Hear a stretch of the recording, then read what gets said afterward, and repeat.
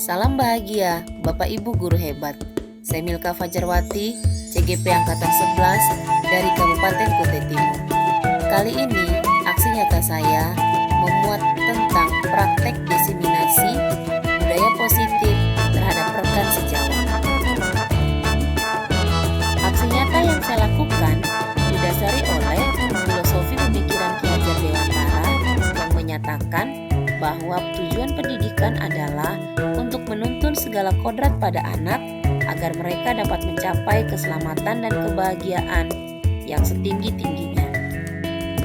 Guru harus bisa memberikan tuntunan dan pedoman agar anak dapat terarah dalam penerapan merdeka belajar.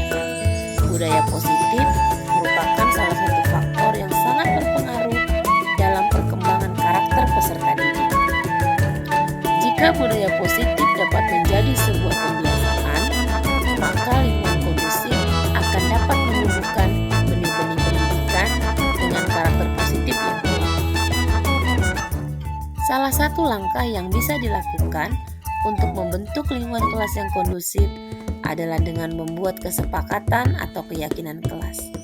Kesepakatan ini dapat menjadikan siswa memiliki keyakinan dan kesadaran untuk menerapkan disiplin berdasarkan motivasi intrinsik, sehingga mereka akan memiliki karakter yang kuat berdasarkan profil pelajar Pancasila. Tujuan budaya positif ada dua hal, yaitu 1. Mewujudkan lingkungan belajar dengan suasana aman, nyaman, dan menyenangkan untuk mendukung suasana pembelajaran melalui kesepakatan kelas, dan mewujudkan peserta didik yang memiliki karakter positif berdasarkan profil pelajar Pancasila. Tolak ukur dari kegiatan ini adalah 1. Terbentuknya keyakinan kelas yang dibuat oleh siswa dan guru. 2. Peserta didik menerapkan keyakinan kelas secara konsisten dan kontinu. 3.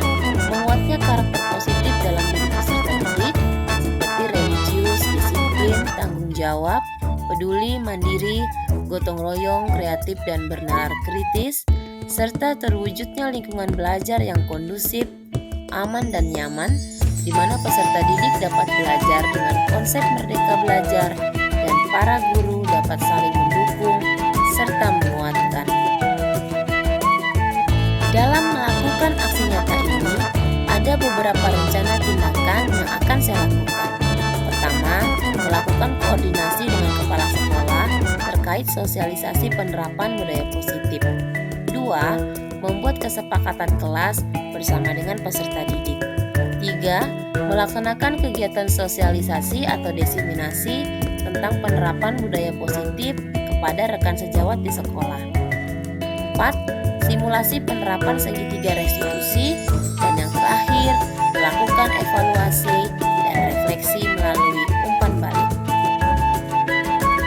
Untuk kelancaran saya dalam melakukan aksi nyata ini, selain sarana, prasarana, dan fasilitas yang memadai, support dari beberapa pihak juga sangat saya perlukan, seperti kepala sekolah, rekan sejawat, dan peserta didik.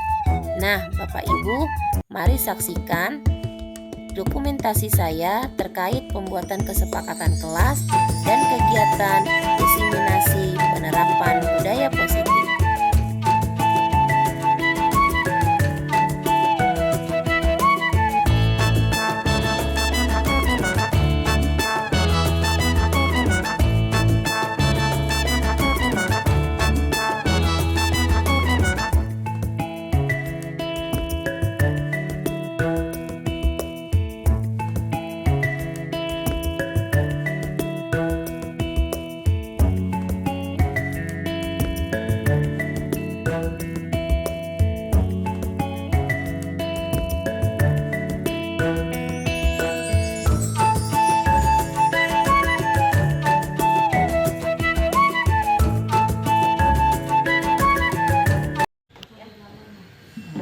Selamat pagi Bapak Ibu guru sekalian.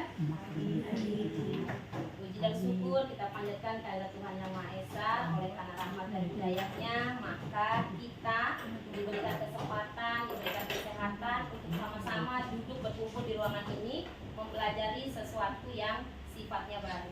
Bapak Ibu, pagi ini saya akan menyampaikan definisi atau menyebarkan pemahaman tentang penerapan budaya positif. Nanti pada materinya akan disampaikan apa itu budaya positif, kemudian unsur-unsur apa saja yang terdapat pada budaya positif, dan apa sih manfaat budaya positif itu untuk kita, khususnya lingkungan sekolah kita. Pada bagian pengantar Bapak Ibu, bisa kita baca bersama. Konsep pendidikan Ki Hajar Dewantara menekankan pentingnya budaya dan lingkungan positif di sekolah untuk menempatkan murid sebagai fokus utama.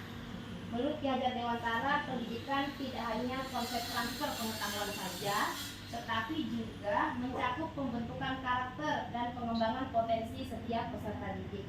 Sehingga nantinya budaya positif dan lingkungan akan mendukung dan menjadi kunci mewujudkan visi pendidikan yang diinginkan. Budaya positif itu mempunyai 7 bagian Bapak Ibu. 1. Perubahan paradigma belajar. 2. Disiplin positif. 3. Kebutuhan dasar manusia. 4. Motivasi perilaku manusia. 5. Posisi kontrol guru. 6. Keyakinan kelas. Dan yang terakhir segitiga restitusi. Untuk perubahan paradigma belajar, seperti yang sudah disampaikan di awal bahwa belajar itu bukan hanya memintarkan murid secara pengetahuan, tetapi memperbaiki perilaku murid sehingga nanti karakternya dapat mengarah kepada profil pelajar Pancasila. Mengajar itu bukan menuntut, tetapi menuntun. Jadi jangan sampai nanti kita tidak merubah paradigma dalam konsep pembelajaran bahwa mengajar itu sebenarnya adalah proses menuntun, mengarahkan, bukan menuntut murid menjadi seperti apa maunya kita. Seperti itu. Kemudian bagian kedua, disiplin positif. Nah, ini yang saya bilang tadi Bapak Ibu, pembelajaran dan paradigma baru. Konsep akhir nanti akan mengarah kepada profil pelajar Pancasila. Bagaimana supaya mengarah kepada profil pelajar Pancasila? Maka Bapak Ibu harus melaksanakan pembelajaran yang sifatnya berdiferensiasi. Mari fasilitasi murid kita agar mereka dapat belajar sesuai dengan bakat dan minatnya.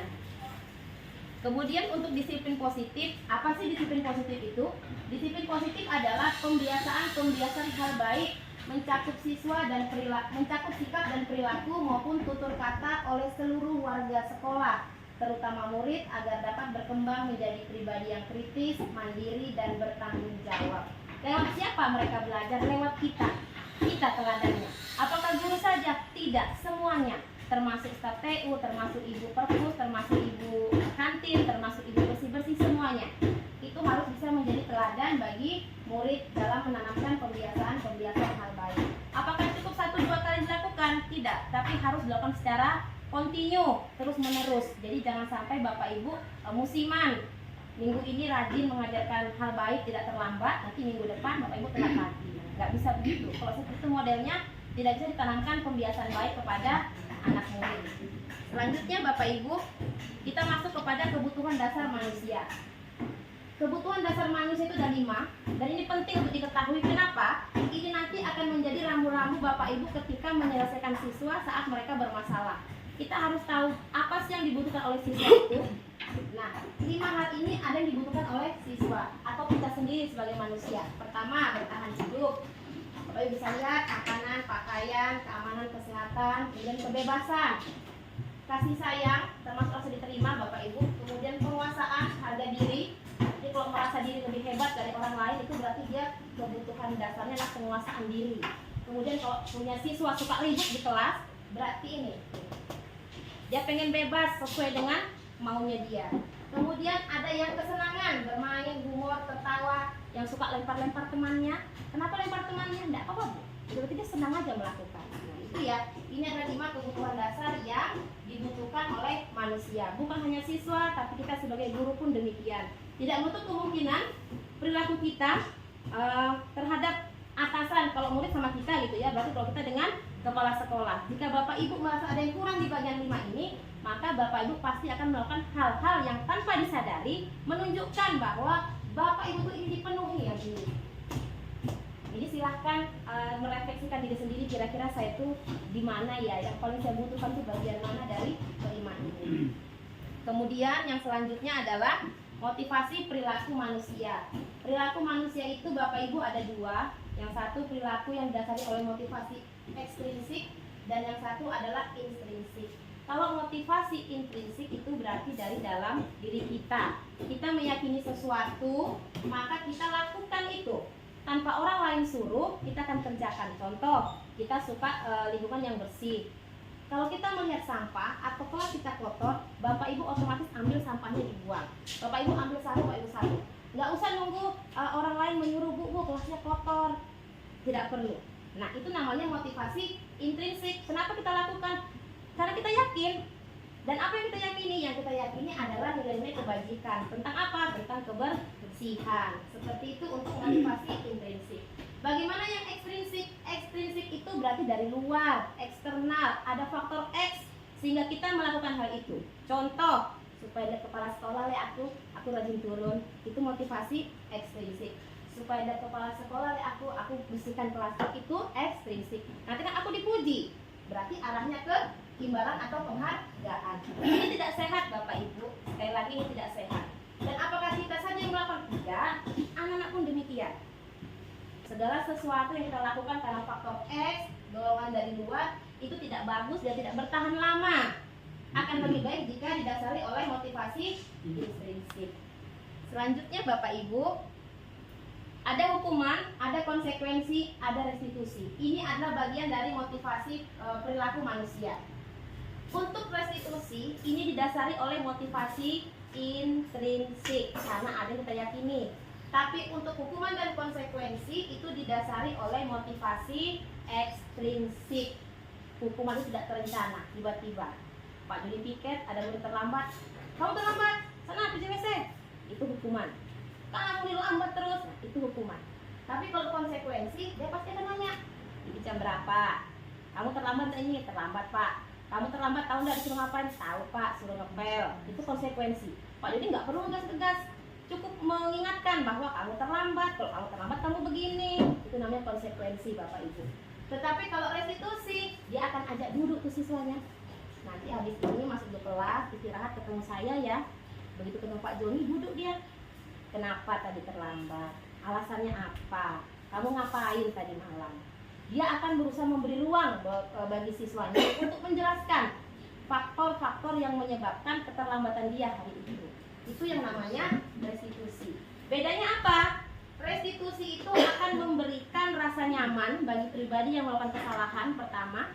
Kedua, pribadi yang bersalah itu akan punya pikiran kritis untuk menemukan solusi dari kesalahan yang dilakukan.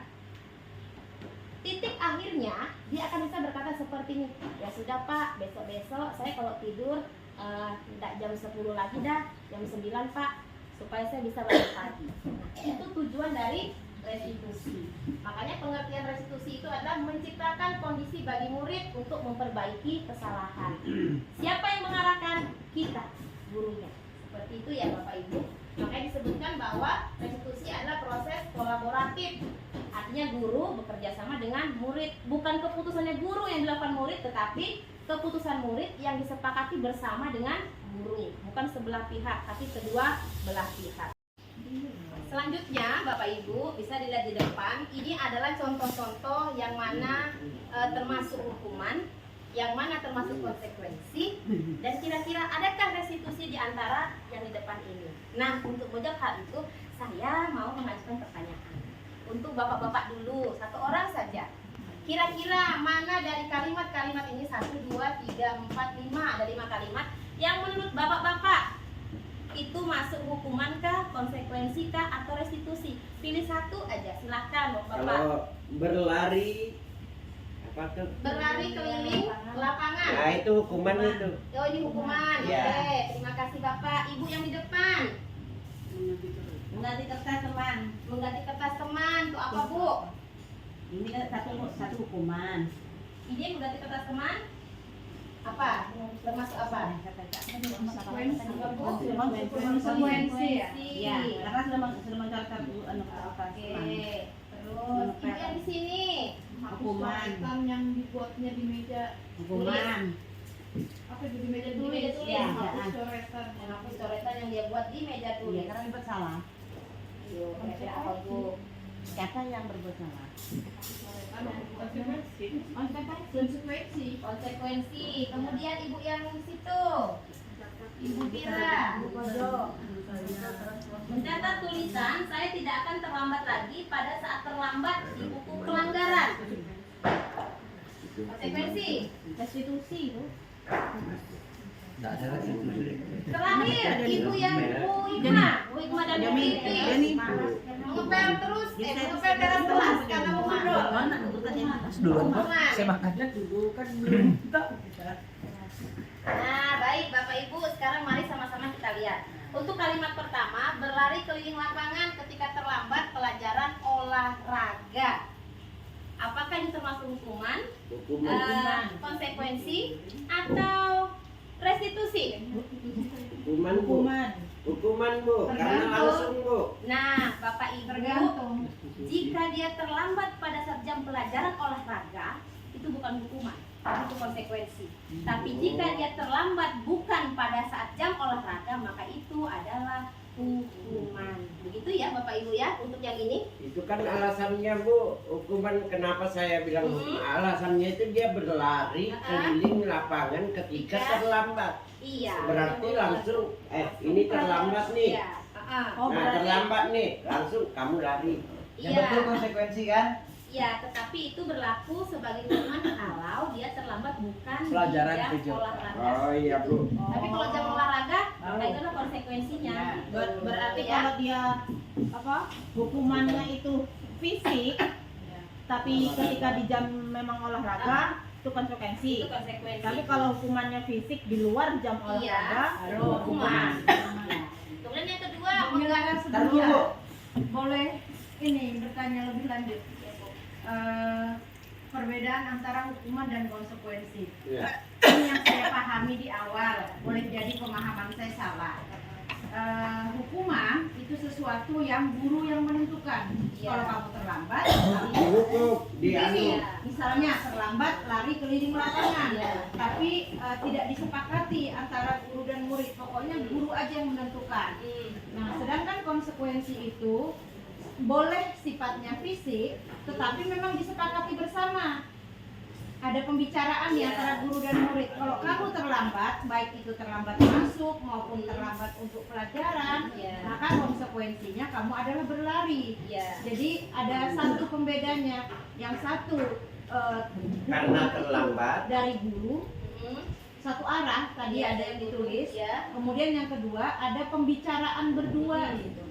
Iya. Menyepakati bahwa kalau saya terlambat hukumannya apa yang harus saya lakukan adalah berlari.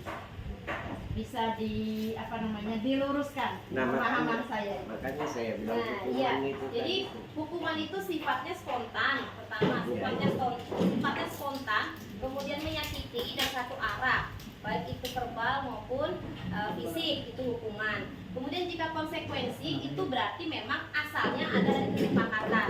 Makanya tadi saya bilang jika dia terlambat pada saat jam pembelajaran olahraga, lalu dia dihukum berlari, itu tidak termasuk ke dalam hukuman. Karena apa? Pelajaran PJOK itu mencakup lari, lompat, lempar, jalan dan sebagainya, pergerakan fisik ya seperti itu. Jadi jika guru PJOK melakukan itu tidak termasuk ke dalam hukuman. Itu adalah konsekuensi. Itu jika pelajarannya PJOK. Tapi jika pelajaran lain misalnya bahasa Indonesia terlambat, sana kamu lari, sana kamu saya jemur di yang bendera, nah itu hukuman. Bu, sebentar. Masih yang pertama, kalimat pertama. Kalau lari itu dianggap sebuah konsekuensi saat pelajaran PJOK, saya sepakat. Iya. Apa? Dan juga karena lari ini biasanya dilakukan di awal sebagai pemanasan. Tapi misalnya nih konteksnya beda nih konsekuensinya. Katakanlah dia disuruh jalan bebek misalnya, atau gulung-gulung. Itu kan sebenarnya ada juga di PJOK. Iya. Tapi itu kalau saya bilang yang begitu, itu bukan konsekuensi lagi. Walaupun itu ada gerakan begitu konteksnya di PJOK. Iya. Itu masalah lebih larinya ke hukuman. Iya. Tapi kalau yang lari itu saya sepakat karena memang biasanya PJOK untuk pemanasan diawali dengan lari ataupun stretching di tempat. Terima kasih Pak Joni, betul sekali bahwa memang pada umumnya untuk mata pelajaran PJOK konsekuensi yang sering ditemukan terjadi ketika anak melakukan kesalahan terlalu dan sebagainya memang seperti ini, belum pernah atau bahkan sangat jarang sekali ditemukan disuruh jalan jongkok, disuruh push up, disuruh squat jam dan sebagainya. Kenapa itu diambil seperti yang Pak Joni tadi, betul bahwa itu adalah bagian dari pemanasan, peregangan otot, proses seperti yang Pak Pejo kayak. Nah, baik. Ada lagi Bapak Ibu? Sedikit Bu, Ya, Bu.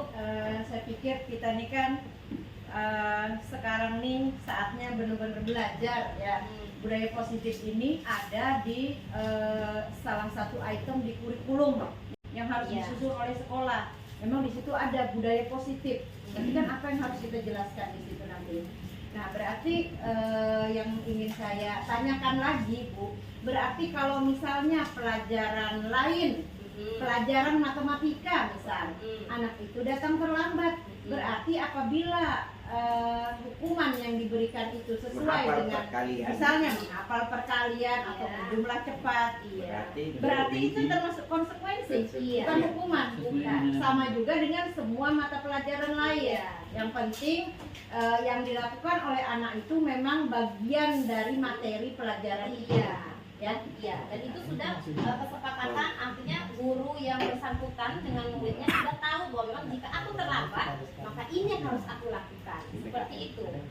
Oh, kecuali misalnya Jadi tidak ada di ibu kesepakatan. kepala sekolah tadi bilang misalnya matematika nih, langsung saya kau terlambat nih, langsung saya suruh Bersih-bersih.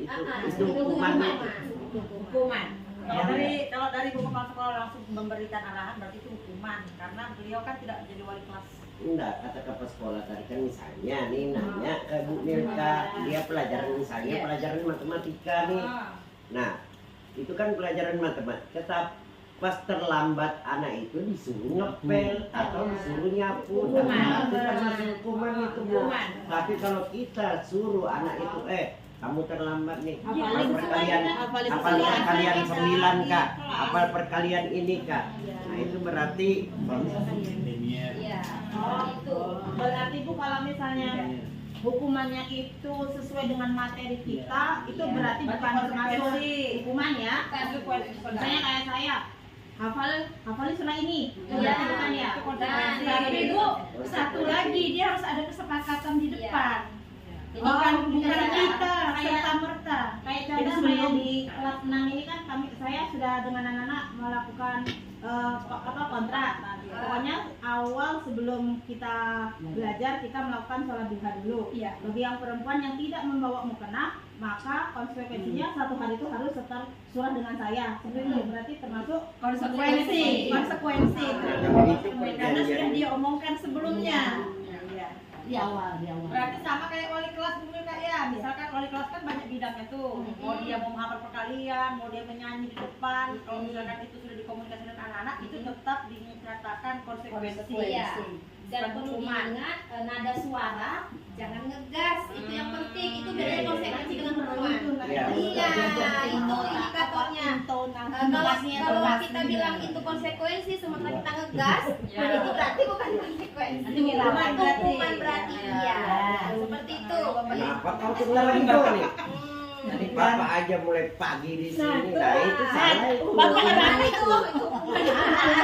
Oh, Karena ngegas. Tadi kan bilang Ibu Kepala Sekolah konsekuensi itu ada sifatnya akad ya Ada bahasanya. akad Nah, kesepakatan. tapi kalau menurut saya juga ada suatu kondisi yang tidak perlu akad. Misalnya begini, kalau konsekuensi itu kan artinya oh kamu nih terlambat tadi nih kan, kamu tadi ketinggalan yang pertama. Jadi misalnya seperti Ibu Milka tadi, kalau misalnya apa sih bahasanya pendahuluan itu intro pembelajaran misalnya tadi kayak perkalian, tapi dia ketinggalan sudah perkaliannya tidak ikut, dia baru datang. Walaupun awalnya Ibu Milka tidak ada bilang konsekuensinya kamu harus menghafal perkalian, karena kamu tadi menurut saya sebagai guru karena kamu ada akad ketinggalan. itu. Kamu hafalin kan yang tadi nih, teman-temanmu sudah. Nah itu juga menurut saya itu sebagai konsekuensi walaupun tidak ada akad di depannya sebelumnya. Tergantung pelajaran ataupun materi yang disampaikan hari itu. Tapi kalau misalnya seperti tadi PJOK, walaupun dia ada aktivitas fisik, tapi kalau tidak ada kaitannya dengan yang dilakukan hari itu, misalnya kita senam lantai. dia disuruh apa ya yang di luar berguling. misalnya. Kan misalnya kalau nggak ada kaitannya ya berarti itu Iya. termasuk hukuman. Iya. Tapi kalau walaupun kita tidak sampaikan ini loh konsekuensinya Iya. kamu begini kalau Iya. terlambat, tapi ternyata itu ada relasinya atau hubungannya dengan pelajaran saat itu termasuk konsekuensi. Iya, itulah sebabnya konsekuensi itu sifatnya abstrak, artinya apa ya?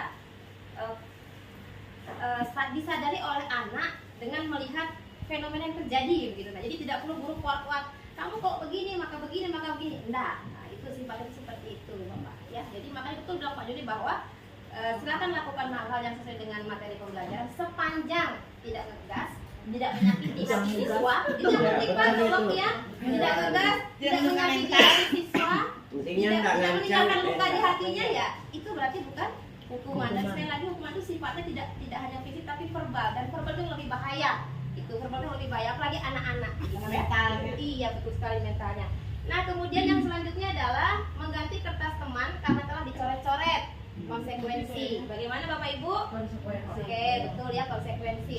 Menghapus coretan yang dibuatnya di meja tulis. Konsekuensi. Konsekuensi. Ya. Betul. Kemudian mencatat tulisan, saya tidak akan terlambat lagi pada saat terlambat di buku Hukuman. pelanggaran. Restitusi. Ayo Bapak Ibu, apa ini kira-kira? Saya tidak akan terlambat lagi, tapi dia nulis itu di buku pelanggaran. Beberapa banyak gitu. gitu. Nah, Restitusi. ayo, yang restitusi coba angkat tangan, yang restitusi saya mau lihat. Yang restitusi. 1, 2, 3, Saya tidak akan 4, 5. Ayo silakan Bu, apa kira-kira? Saya tidak akan terlambat lagi, tapi dia tulisnya di buku pelanggaran. Hukuman itu. Kayaknya hukuman Bu, Saya itu Bu. Kalau saya hukuman Bu. Hukuman itu, Bu. Yang restitusi tadi Bu Tiwi, Pak Joni, Bu Mut, yang hukuman Saya Ibu Bibi, kameramen. dan kameramen kita Pak Rustam. Oke, ibu-ibu ini Ibu Fira, Ibu Lia, Ibu Hikmah, kira-kira apa itu? Dia kan berjanji tidak akan ulangi lagi. Kira-kira apa itu? Hukuman. Pak, mencatat tulisan saya tidak akan terlambat lagi pada saat terlambat di buku pelanggaran. Kira-kira ya, oke. Mencatat Saya tulisan hukumannya. saya tidak akan terlambat lagi pada saat terlambat di buku pelajaran. Bapak Ibu, kalau ada anak terlambat, kira-kira apa yang Bapak Ibu lakukan pertama kali? Menanyakan kenapa dia datang terlambat. Bagus sekali, menanyakan kenapa kamu datang terlambat. Iya. Nah, kemudian apa lagi? Habis tanya, apakah hanya bertanya saja? Habis bertanya, terus Ditanya Alasannya Bu. Tadi kan kenapa? Iya. Dia tidur jam berapa tadi malam? tanya alasannya, kamu kenapa terlambat, kamu ngapain tadi malam, terus bangun jam Besok berapa ulangi lagi lagi, Kak. nah besok diulangi lagi enggak, kira-kira supaya tidak terjadi kamu ngapain, seperti itu kan, jika anak terlambat. Kemudian endingnya kira-kira bapak ibu suruh ngapain itu anak, suruh dia membuat perjanjian, Kesepakatan. bapak ibu akan meminta anak untuk meminta berjanji. Berjanji. Memang bapak ibu nggak bilang kamu janji ya, enggak. Tapi endingnya Jangan dia akan kembali. bilang, ya Bu, saya tidak akan terlambat lagi. Artinya dia bersalah. Nah, itulah gambaran sederhana dari proses restitusi. Karena ada Salah proses. atau benar aku tadi? Aduh. Ya. Betul saya. Jadi ini masuk dalam Restitusi. restitusi. Karena ada Kenapa? proses, Bu. Iya, dan endingnya kan dia di sini. Lain kalau misalnya saya bilang, tulis kamu 10 kali, saya tidak akan terlambat lagi. Karena itu Kan kita hukuman. belum tahu. Ini kan kita belum tahu. Iya, jadi begitu ya Bapak Ibu. Endingnya itu di buku pelanggaran. Mencatat apa gerak nggak lihat tahu. Saya Mencatat, ini ya maaf makanya ya. Iya. Mencatat tulisan saya tidak akan terlambat lagi pada saat terlambat di buku pelanggaran. Seperti kita itu. kan belum ngerti Pak Kandar. Berarti Proses. pada saat anak itu mencatat saya tidak akan terlambat lagi, Ya. itu hanya sebagai bukti janji dia Iya. setelah ada proses Iya, sebelumnya. betul sekali. Ada Nah, itu prosesnya. yang tadi kita tidak pahamin. Iya. kan? Disampaikan. Betul, Bu. Nah, kita pikir tadi Langsung. apa namanya menulis Langsung. itu tanpa ada diskusi, mencari tahu kenapa dan lain sebagainya. Iya, begitu. Ada prosesnya dulu baru endingnya. Yang benar, jawabannya ambil aja Bu. Ya. Di kalimat yang itu. Nah tadi ini kan termasuk restitusi. Iya. Terus ini kan biasanya kondisinya di sekolah ini atau dalam lingkup kecil aja kelas. Ya. Biasanya kalau mungkin ibu ketemu atau punya siswa yang sering terlambat, itu biasanya kan itu aja orangnya tuh.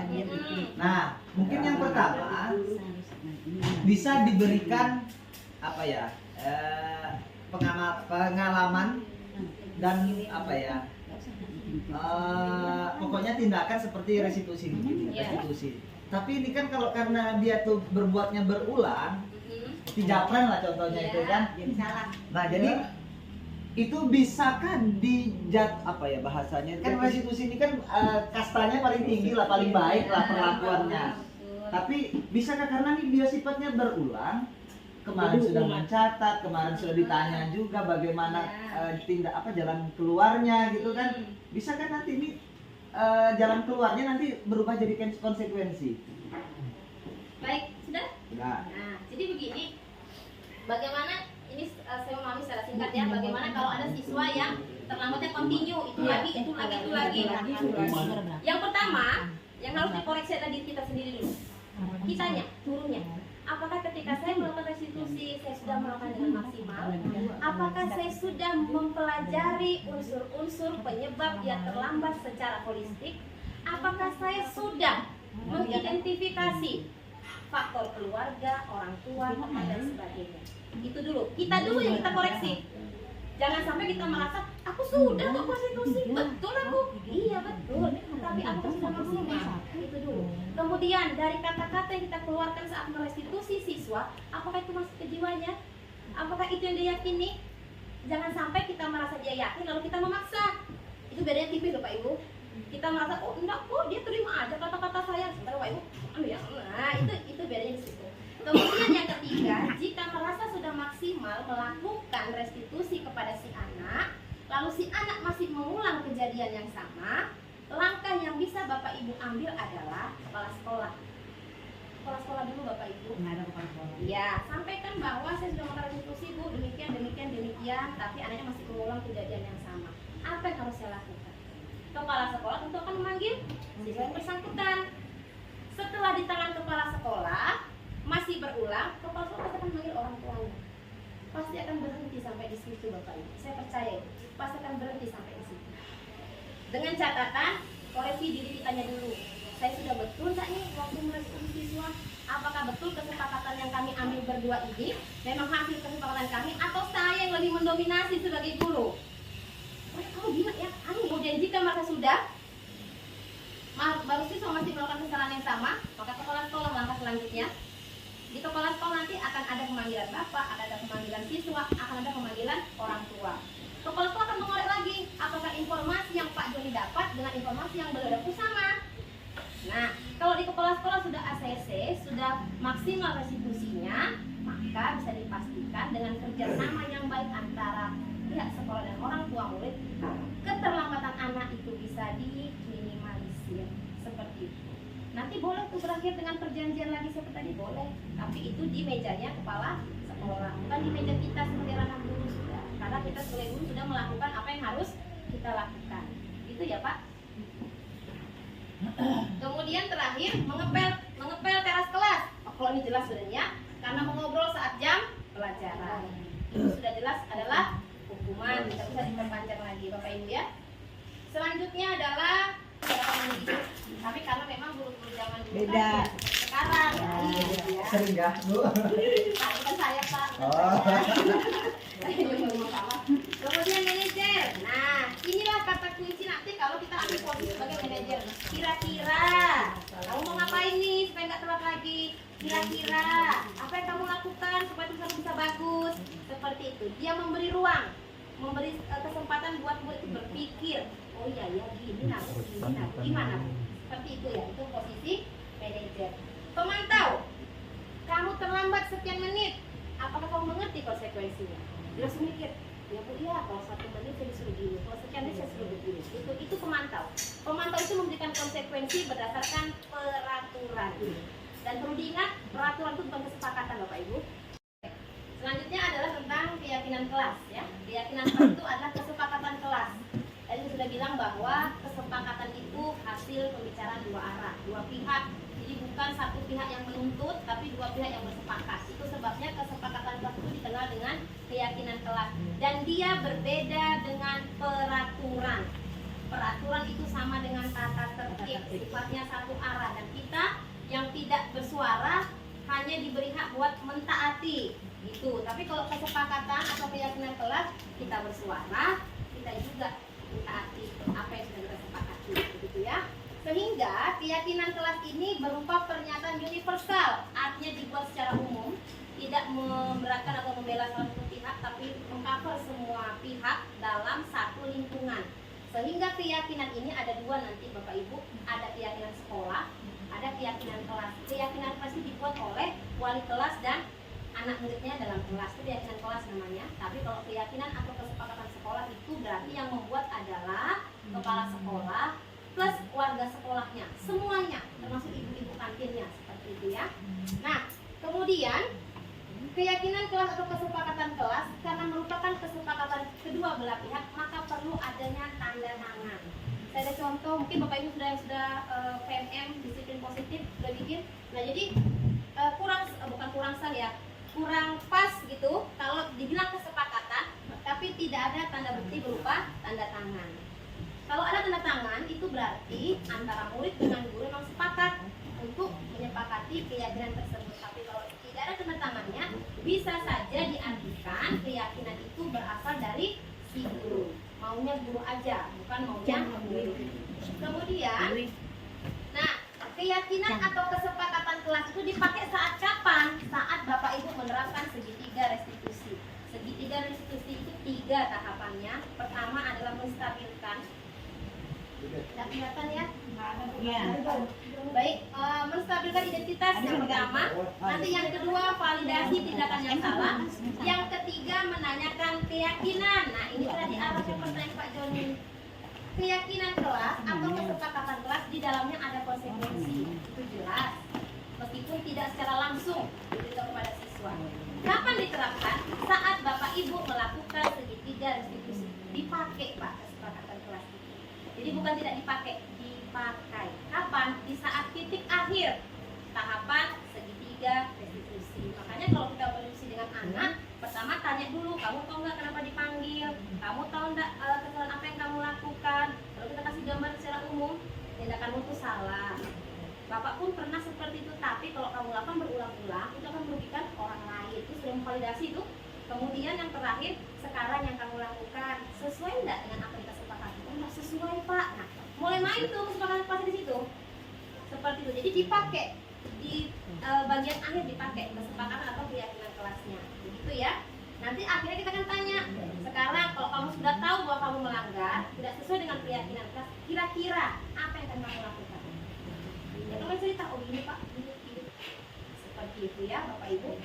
Itu yang disebut dengan segitiga restitusi. Nah, ini bagian kata-kata yang bisa diambil ketika Bapak Ibu menstabilkan identitas siswa. Kamu pasti punya alasan. Padahal kamu bisa melakukan lebih buruk dari ini ya. Begitu ya, ini kata-kata yang bisa diambil ketika menstabilkan identitas siswa. Kemudian, validasi tindakan yang salah. Berbuat salah itu manusiawi. Jadi jangan sekali-kali menekankan kepada siswa bahwa siswa itu tidak boleh berbuat salah. Itu nanti akan membentuk dia jadi orang yang harus perfect terus. Nggak bisa Bapak Ibu. Harus diberi pemahaman bahwa manusiawi jika melakukan kesalahan. Kemudian tidak ada manusia yang sempurna. Bapak Ibu juga pernah melakukan kesalahan seperti itu. Dan yang terakhir, Bapak Ibu tidak tertarik mencari siapa yang salah, tapi Bapak Ibu ingin mencari solusi dari permasalahan ini. Ini harus ditekankan kepada murid ketika memvalidasi tindakan mereka yang salah itu. Yang terakhir, menanyakan keyakinan. Nah, ini saya bilang tadi, apa keyakinan kelas kita? Nilai-nilai apa yang kita telah sepakati? Seperti itu. Satu yang terlewat Bapak Ibu, ketika membuat keyakinan kelas, usahakan keyakinan kelas yang dibuat itu harus memunculkan nilai-nilai kebajikan. Jadi misalnya, tidak boleh mengejek teman, itu kan ada kata negatif tuh, tidak. Berarti kalau dijadikan kalimat positif bagaimana kira-kira? Tidak boleh mengejek teman, itu kan negatif tuh. Memanggil dengan ucapan yang baik. Apalagi? Saling menyayangi. Saling menyayangi. Saling menghormati. Saling menghargai. Misalnya saya jadikan seperti ini, saling menghargai dan Dan menghormati menyayangi. sesama teman. Yo. Itu kesepakatan kelas. Maknanya sudah jadi positif tuh Bapak Ibu. Tidak boleh ada kalimat negatif. Pakai kata tidak, jangan, itu usahakan tidak masuk dalam keyakinan kelas. Nah, kata-kata saling menghargai dan menghormati itu memunculkan satu nilai kebajikan. Nilai apa itu? Menghargai dan menghormati orang lain. Lalu misalnya Bapak Ibu tidak mau siswanya datang terlambat, jangan bilang tidak boleh datang terlambat. Datang tepat waktu. Nilai apa yang mau Bapak Ibu ambil dari situ? Bukan. Disiplin dan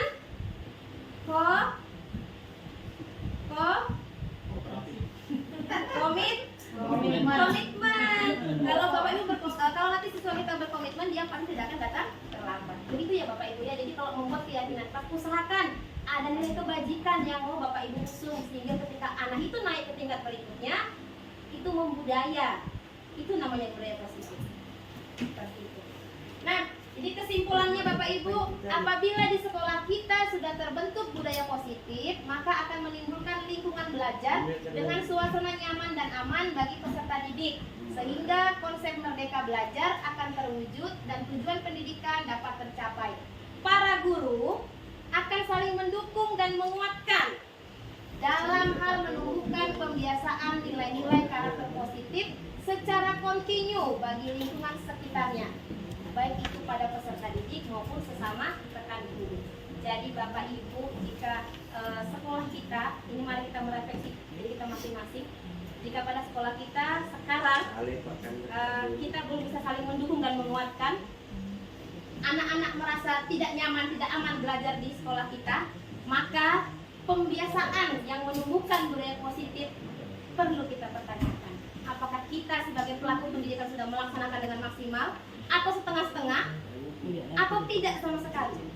Itu Bapak Ibu ya, untuk penanaman budaya positif. Baik Bapak Ibu, terima kasih untuk waktunya dan let's try. Mari kita coba. Oke, yang nomor 1 angkat tangannya, yang dapat jatah nomor 1. Ibu, saya, Pak Saat, Pak Basir. Angkat tangan. Ya. Baik, silakan salah satu perwakilan nomor 1 menyampaikan jawabannya. Silakan. Kita guru Bapak Ibu silakan. Minta dulu. Iya, artinya kan saya tidak perlu meminta gitu. Silakan. Ayo cepat selesai. Ayo silakan nomor 1. Apa Pak Basir? Silakan Pak Basir.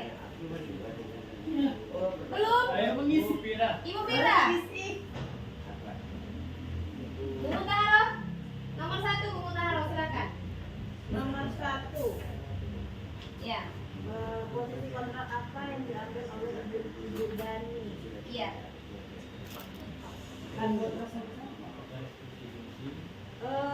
Penghukum Bu. Apa? Penghukum. Penghukum. Boleh saya tahu pernyataan yang mana yang menunjukkan posisi kontrol penghukum? Karena di situ dia menyuruh Fajar untuk maju ke depan. Terus? Itu aja? Saja? Nomor 1? Dani ke lain. Dani ke Fajar Pak Bu. Ada yang menyampaikan. Dani itu Bu. Sebentar Bu, Bu Taro belum selesai. Bu Taro belum selesai. Dani ditanya.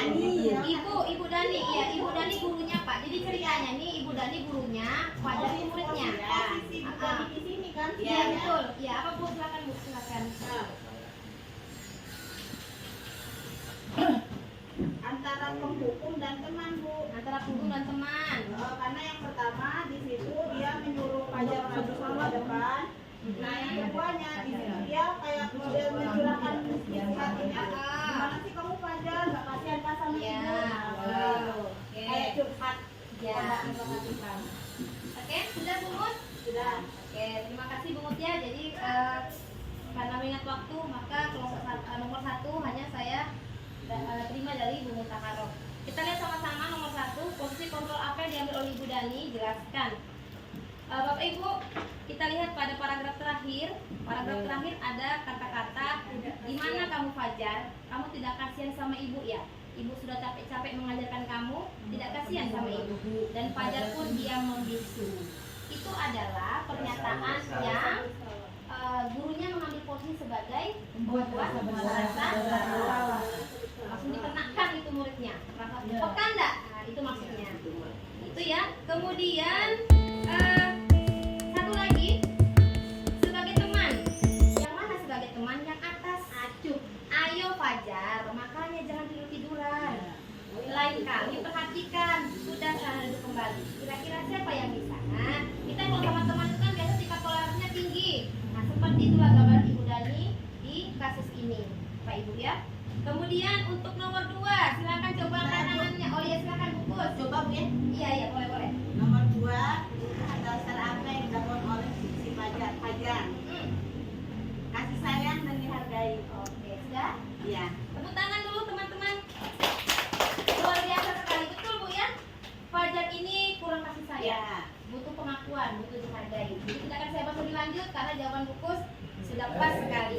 Kemudian ya, kelompok 3, nomor 3 maksudnya, nomor 3. Angkat ya Bu Hikmah silakan. Tuliskan 2 pertanyaan yang bisa diajukan oleh Ibu Dani apabila beliau mengambil posisi sebagai pemantau. Sebagai pemantau, Pertanyaannya, silakan. Fajar, kenapa kamu malah tidur-tiduran dan malah tanpa aku saat saya menjelaskan pelajaran? Oke. Fajar, boleh diulang Fajar? Fajar, kenapa kamu malah tidur-tiduran dan malah tanpa aku pada saat saya menjelaskan pelajaran? Oke, pertanyaannya diminta 1 atau 2? 2 Bu. 2. Kedua, apa kamu tahu konsekuensi apa yang harus kamu lakukan? Oke, tepuk tangan buat Ibu Hikmah. Oke, bagus ya. Dan kita akan membahas lagi. Terakhir, nomor 4. Silakan angkat tangan nomor 4. Kepala sekolah, silakan kepala sekolah ya. Silakan. Iya, silakan. Tidak apa-apa kan apabila Anda seorang kepala sekolah. Ya, silakan. Ayo silakan. Yang pertama menanyakan Ibu Dani tentang restitusi yang telah diberikan dan menelaah kembali.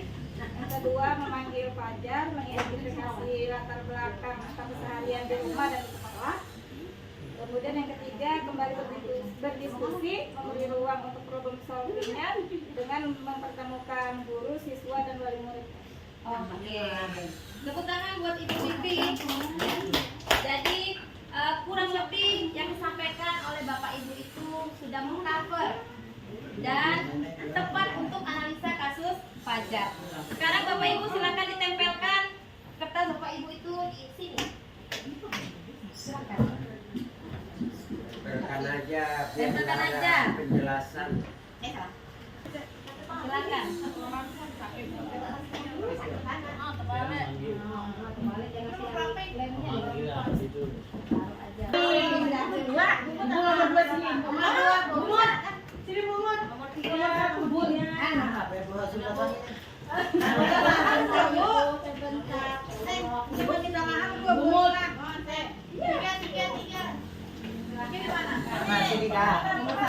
Mana satu?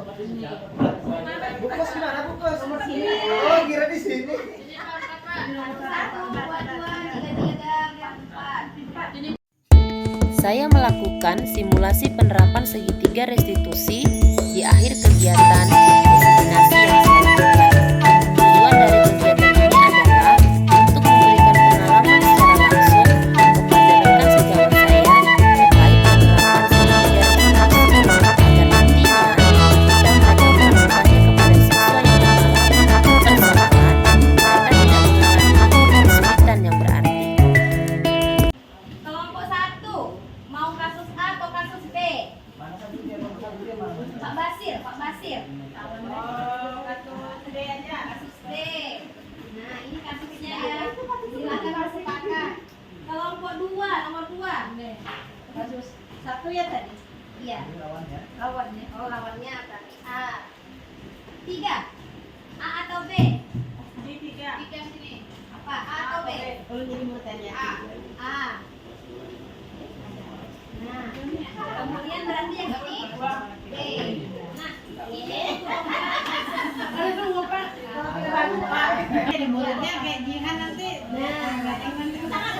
banyak ditinggal rumah Bu Ini Ain. nomor observasi ya, jadi kan berempat berarti satu guru, satu murid, satu capsule, satu observernya.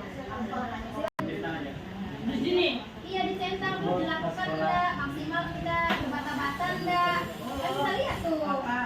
Silakan yang ngisi Bapak Ibu. observer. Iya, yang ngisi Sama observer. servernya. Sini, saya jadi observer. Pelajari ibadah lomba. Guru, murid, observer, kepala sekolah. Di sini boleh diambil sendiri observer. Oh, keyakinan kelas ada. Setiap anggota kelas perlu belajar. Setiap anggota kelas perlu merasa senang. Bedanya? Ada Pak yang depan ini sebagai Ini keyakinan kelas kita. Tugas tanya. Ya. yang berperan itu mudah, murid itu yang berperan. Nah, itu muridnya ya. Jadi ngomong juga dia. Oh, Ibu, yang Ibu lakukan sudah bagus. Begini. Nah, itu kepala sekolahnya. menjadi apa? Jadi tidak menonton, tidak menonton. Ada jadi murid, ada jadi kepala sekolah. Iya tahu. Saya jago murid laki-laki saja. Aku kan pengantoran Pak Jon dari pengantor sana. Barang aja dah. Ibu guru, aku Ali.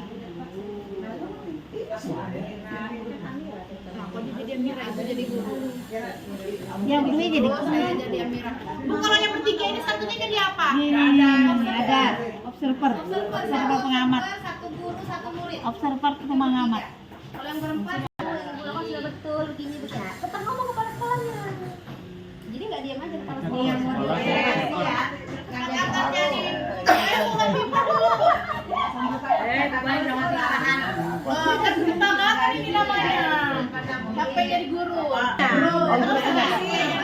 Ya, yang jadi guru ya, membuka percakapan dengan ramah, menggali cerita dari sudut pandang murid. Ramah. Terakhir aku ikut motivasi. Kalau ditanya, jawabannya pembeli. Ketika dia kemudian di WC, dia tidak menceritakan bahwa siswa Ada yang di sini. ada yang menginginkan, yang kita tahu, yang dia bilang tapi kalau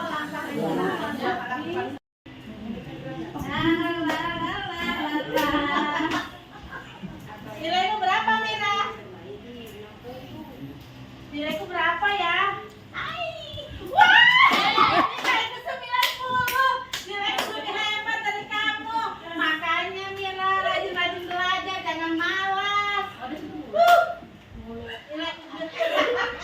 Nilaiku bagus. Hah? Kamu menangis? Kenapa? Kenapa kamu menangis? Itu Pak, saya diolongin Pak. Join sama siapa? Ali Pak. Oh, baik. Nanti saya akan bicara dengan Ali. Ali, bisa temuin Ibu sebentar? Awan. Aman kan? Iya, Pak. Silakan berdiri di sini.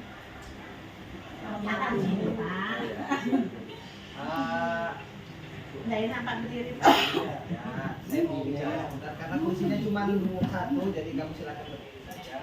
Jadi saya lihat tadi Amira menangis di kelas. Iya, Pak. Saya tanya bahwasanya Amira menangis karena kamu mengejek. Betul? Iya, Pak. Saya tidak sengaja, Pak. Kenapa kamu mengejek Amira?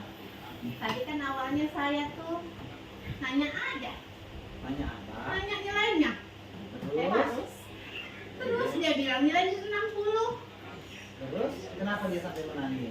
Saya lihat nilai saya 90. Artinya kan saya lebih hebat dari dia, Pak. Saya bangga sama saya. Kenapa kamu sampai melakukan hal itu?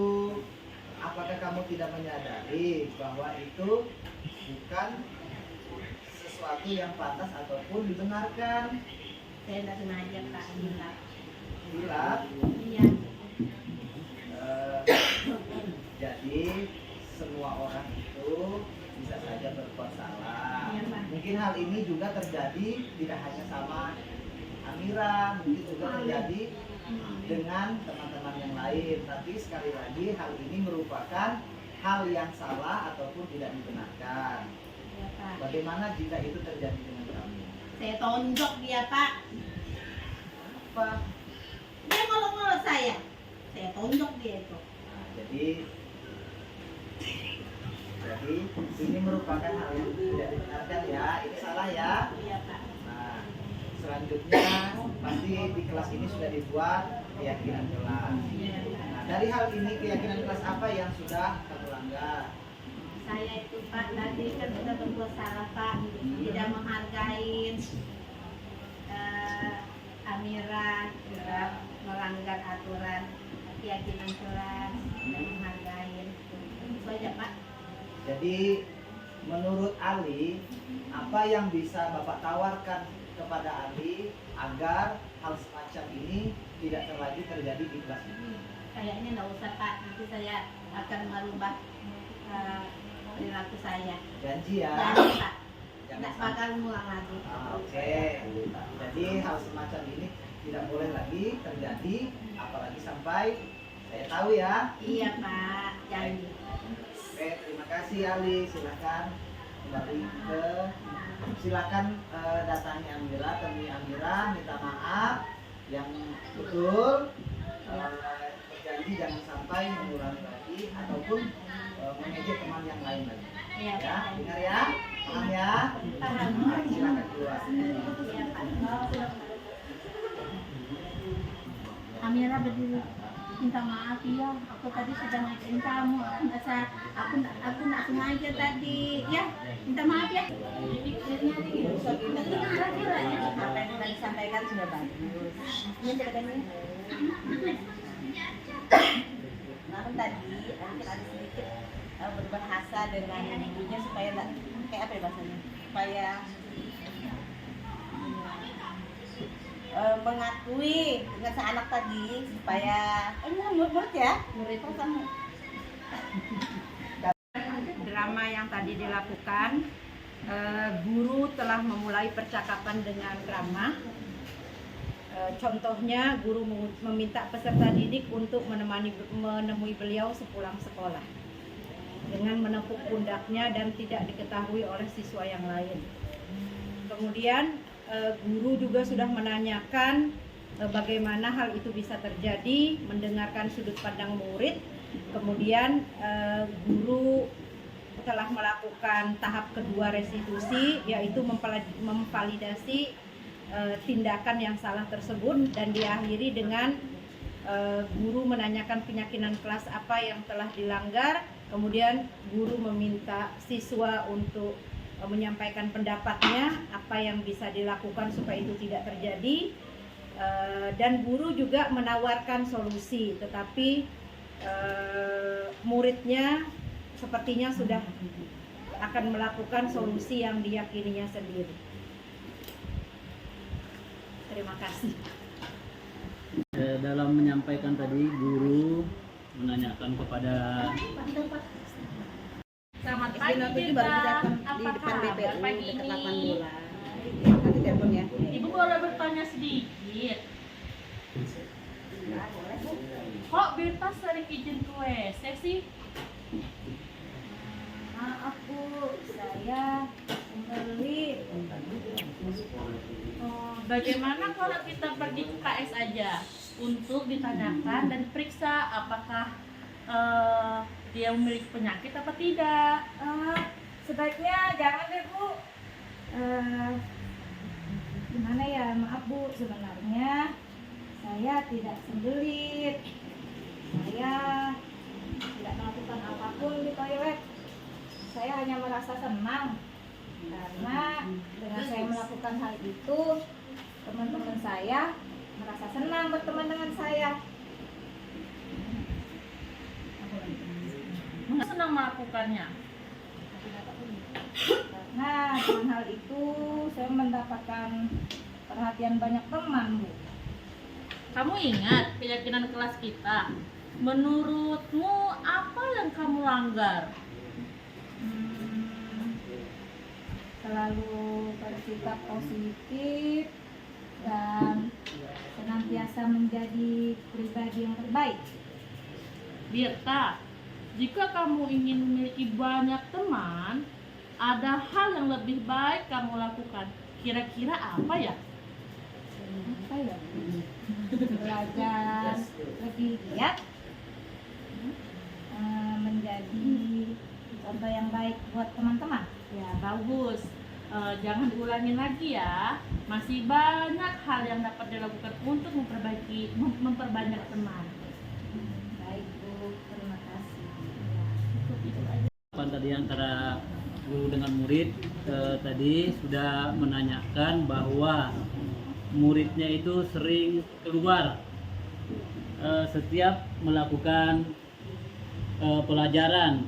Ternyata muridnya tadi itu cuma alasan saja, alasan dia bled atau sakit perut. Kemudian gurunya menyampaikan membawa ke UKS, ternyata muridnya tidak mau. Teman-temannya senang bahwa si murid tadi supaya ingin dikenal dengan teman-temannya dengan melakukan tindakan-tindakan yang seperti itu. Tapi guru menyampaikan banyak tindakan yang seperti itu adalah kurang baik. Banyak contoh-contoh, bukan alasan seperti mau keluar ke WC, meninggalkan pelajaran. Jadi banyak contoh-contoh yang lain supaya murid itu mendapat teman yang banyak. Seperti tadi yang positif, misalnya dia pintar main bola, dianukan tadi, mungkin tadi disampaikan tadi ibu tadi itu. Jadi tadi antara guru dengan murid tadi sudah menanyakan bahwa muridnya itu sering keluar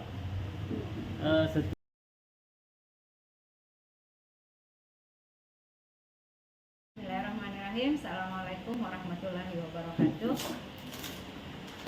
Saya merasa sangat senang dengan kegiatan diseminasi hari ini. Ada banyak hal positif dan hal baru yang kami pelajari bersama. Di antaranya yaitu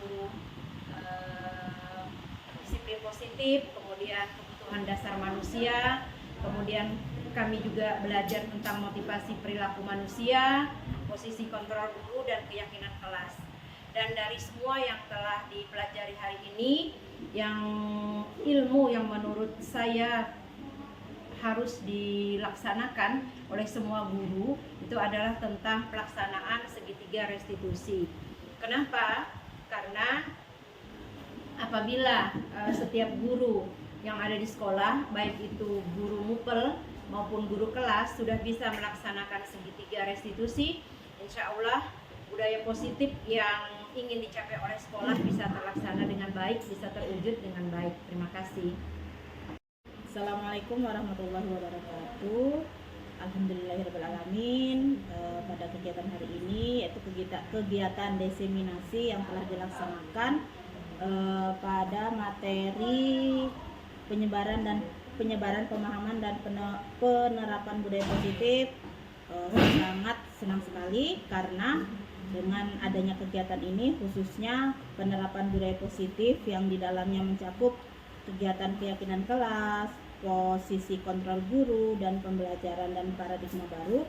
Di sini saya memperoleh ilmu bahwa dalam pembelajaran dan paradigma baru ini, saya harus melaksanakan pembelajaran yang dirancang berdasarkan prinsip berdiferensiasi sesuai dengan karakteristik siswa.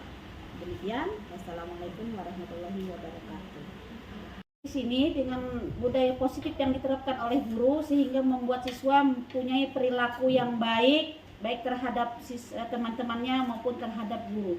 Ya, itulah ilmu yang saya dapat hari ini. Terima kasih. Assalamualaikum warahmatullahi wabarakatuh.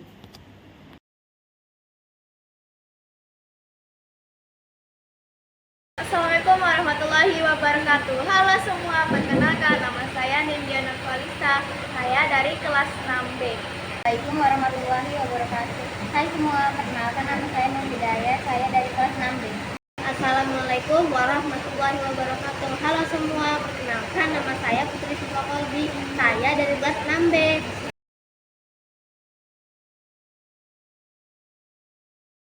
Iya, guru kami melibatkan kami semua untuk membuat kesepakatan kelas. Guru kami melibatkan kami untuk membuat kesepakatan kelas.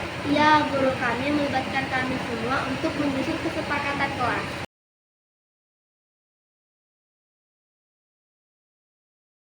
Iya, guru kami juga menjelaskan fungsi dan kegunaannya agar kami tidak menyalahgunakan kesepakatan kelas. Ya, guru kami menjelaskan fungsi dan penggunaan keyakinan kelas. Iya, guru kami menjelaskan fungsi dan kegunaan keyakinan kelas.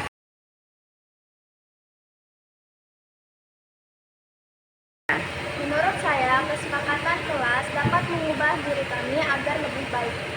Menurut saya, tujuan keyakinan kelas untuk memperbaiki diri. Menurut saya, tujuan keyakinan kelas adalah mengarahkan dan menguatkan saya untuk lebih baik.